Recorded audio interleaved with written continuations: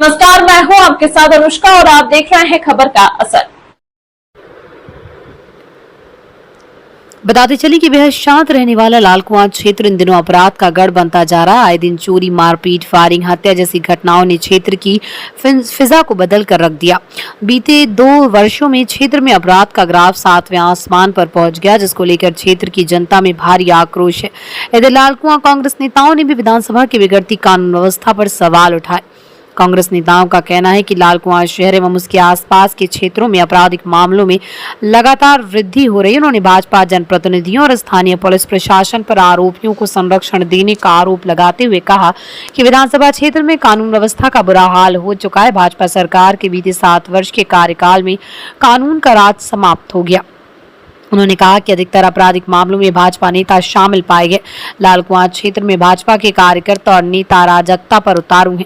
आपराधिक और भाजपाई कानून व्यवस्था की धज्जियां उड़ा रहे हैं। वहीं पुलिस और सरकार अपराधियों का मनोबल बढ़ा रही है, जिस कारण विधानसभा के लोग सुरक्षित नहीं है। दिन दहाड़े पूर्व सैनिकों पर गोली चलाई जा रही है। पूर्व में कांग्रेस नेताओं पर जानलेवा हमले हुए, जिसमें आज तक कोई कार्रवाई नहीं हुई। उन्होंने कहा कि विधानसभा के हर गली मोहल्लों में कच्ची शराब, स्मैक, चरम का कारोबार धड़ल्ले से चल रहा है। भाजपा सरकार और पुलिस नशा कारोबारियों को संरक्षण दे रही है, साथ ही भाजपा अपराधियों की शरण स्थली बन चुकी है।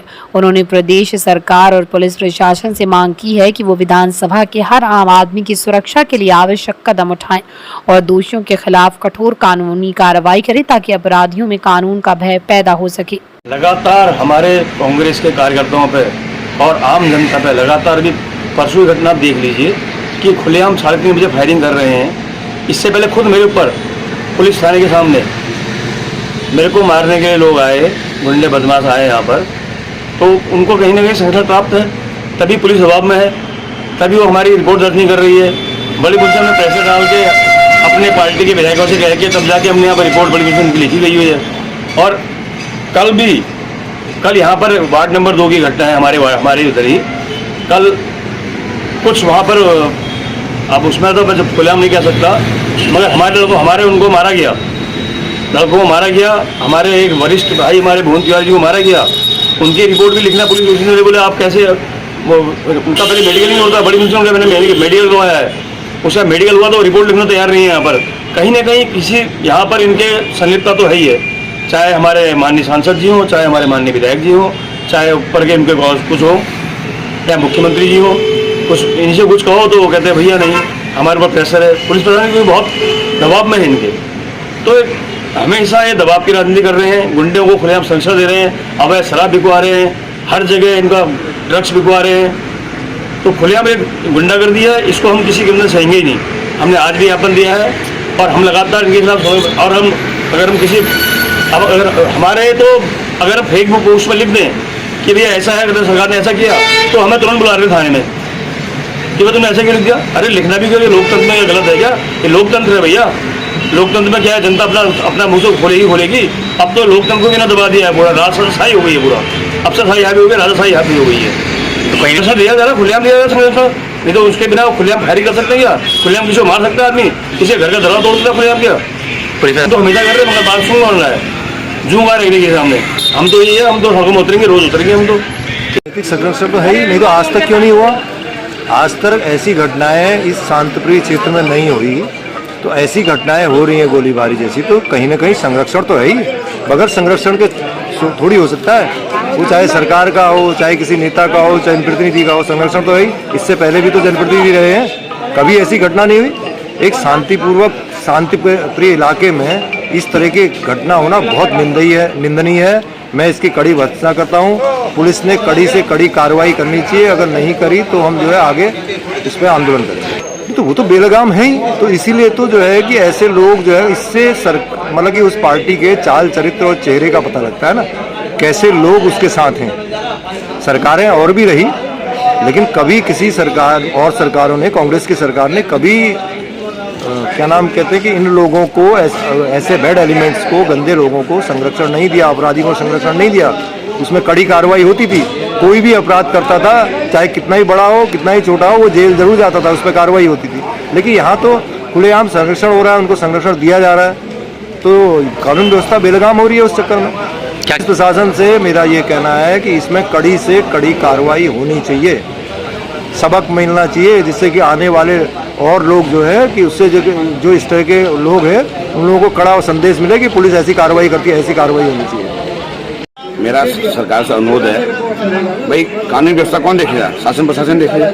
मेरा सरकार से अनुरोध है, किसी पार्टी का भी हो, कोई अपराधी हो, उसे बख्शा नहीं जाए और उनको नियंत्रित किया जाए और जो अगर गलती करता है उसको सजा दी जाए। ये नहीं देखा जाए कि ये भाजपा का या कांग्रेस का या इसका अपराधी तो अपराधी होता है। और अगर इस तरीके से काम करेंगे तो कानून व्यवस्था बहुत सही रहेगी और दुरुस्त रहेगी। चाहे हमारे जो भी जनप्रतिनिधि हैं उनको देखना चाहिए और किसी प्रकार का भेदभाव नहीं करना चाहिए। और क्षेत्र में शांति व्यवस्था बने, सबसे न बनने का कारण यह है कि तुम अपनी पार्टी के लोगों को संरक्षण देते हो, इससे कानून व्यवस्था बिगड़ती है। अनुरोध करते हैं कि किसी का कोई संरक्षण न हो, अगर अपराधी है तो अपराधी है, उसको सजा दी जाए तो कानून व्यवस्था अपने आप सही हो जाएगी। जी, जब अपराधियों को राजनीतिक संरक्षण मिलता है तभी उनके हौसले बुलंद होते हैं और तभी वो फिर दोबारा अपराध करने की कोशिश करते हैं। जब उनको कोई संरक्षण नहीं मिलेगा तो वो शांत रहेंगे और क्षेत्र में समस्या भी अशांति नहीं बनेगी और शांति बनी रहेगी और किसी भी प्रकार के अपराधी को कोई संरक्षण नहीं मिलना चाहिए। जी बिल्कुल, अपराधी अगर कोई किसी ने अपराध किया है और उसने जो अपराध किया उसके अनुसार उसको बिल्कुल कठोर कार्रवाई की जानी चाहिए और उसको सख्ती से उसका जो है उसके साथ सख्ती से निपटना चाहिए। तो जब से बीजेपी सत्ता में आई है और हर समय जो है जो पूर्व सत्ता में रही है उनको कोसते रहे, लेकिन हमने जब देखा अपने व्यवहार में, जैसे कोई भी कांड होता था कांग्रेस के राज में हम लोग जनता विरोध करती थी तो उसमें एक्शन होता था। आज तो बीजेपी के राज जब से आई है, एक्शन होने पर तमाम जन विरोधी काम हो रहे हैं, तमाम दुर्घटनाएं हो रही हैं, महिलाओं के खिलाफ इसमें बलात्कार की घटनाएं हो रही हैं। कोई आवाज़ भी उठने के बाद भी उसमें एक्शन नहीं हो रहा है और भी अपराधियों को बचाने का पूरा श्रेय है बीजेपी सरकार की। ये इसी राजनीतिक संरक्षण पूरा है। अभी देखिए हल्दीचौड़ में खुलेआम गोलीकांड हुआ है, फायरिंग हुई है और फायरिंग के बाद वो तो पुलिस वालों की तत्परता से जो है अपराधी पकड़े गए हैं। ये उनकी खूबी रही है पुलिस वालों की, इनमें उनकी सराहना हम करेंगे, क्योंकि अभी अपराधियों वो जितने भी हैं सभी जो है जनप्रतिनिधियों के उनके ऊपर हाथ है। तो भाई ऐसे अपराधियों पर जो है कड़ी नकेल कसनी चाहिए और ये हम लोगों का यही है और हम लोग हमेशा इन बुराइयों के खिलाफ, इन अपराध के खिलाफ। देखिए, मैंने पहले भी कहा है भाजपा सरकार में ऐसी घटनाएं होती रहती है क्योंकि इसमें राजनीतिक संरक्षण बहुत ज़्यादा होता है। इसमें जो है हमारे क्षेत्र की फिजा बिगाड़ी है। मेरा सरकार से अनुरोध है कि इस फिजा को सुधारने का काम करें और ये गलत संरक्षण दे रहे हैं इनको भी सबक सिखाने का काम करें। बिल्कुल ऐसे शांत क्षेत्र में देखो ऐसे गोलीबारी जैसी घटनाएं लगातार बढ़ती जा रही है तो इसका जो है क्षेत्र में प्रभाव तो पड़ता ही है, क्षेत्र का माहौल बिगड़ता है, क्षेत्र की फिजा बिगड़ती है। इसलिए जो है शांति व्यवस्था रखने के लिए शासन को इसमें त्वरित कार्रवाई करनी चाहिए। बिल्कुल कार्रवाई होनी चाहिए, दोषियों को सजा होनी चाहिए और इसकी निष्पक्ष जांच होनी चाहिए।